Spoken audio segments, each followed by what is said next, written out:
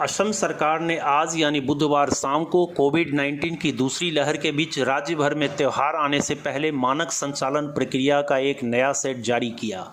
राज्य के स्वास्थ्य मंत्री केशव महंत ने दिशा निर्देशों के बारे में जानकारी देते हुए कहा कि राज्य सरकार ने विश्वकर्मा पूजा, दुर्गा पूजा और काली पूजा सहित आगामी त्योहारों के सुचारू उत्सव को सुनिश्चित करने के लिए कई उपाय किए हैं।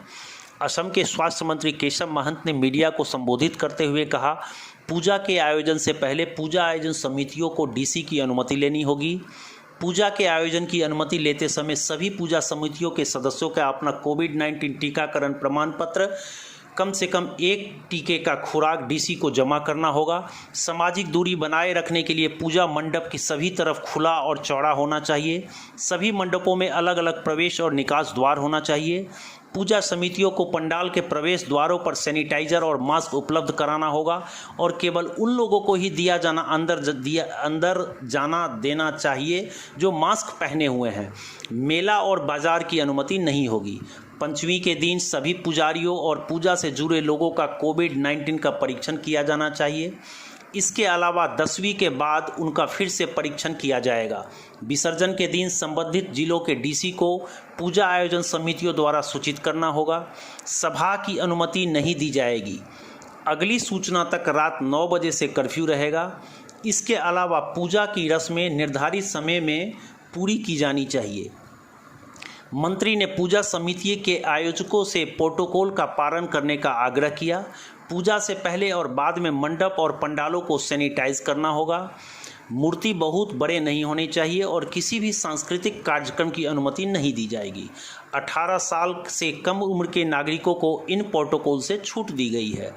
मूर्ति लाने और देवी के विसर्जन के दौरान कुछ ही लोग उपस्थित हो सकते हैं।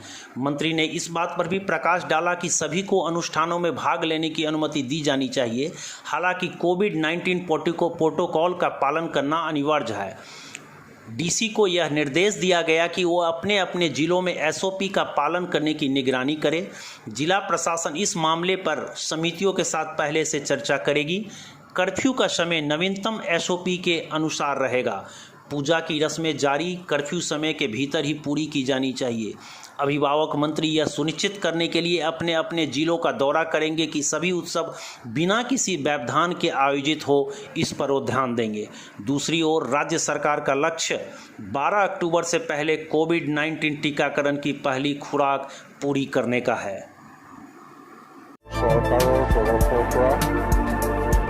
माननीय मुख्यमंत्री डॉक्टर हिमंत बिश्व शर्मा डांगरियाय শেহতীয়াকৈ লোৱা সিদ্ধান্ত অনুসৰি চৰকাৰৰ বিভিন্ন পদক্ষেপসমূহ আপোনালোকৰ সংবাদ মাধ্যমৰ জৰিয়তে আমি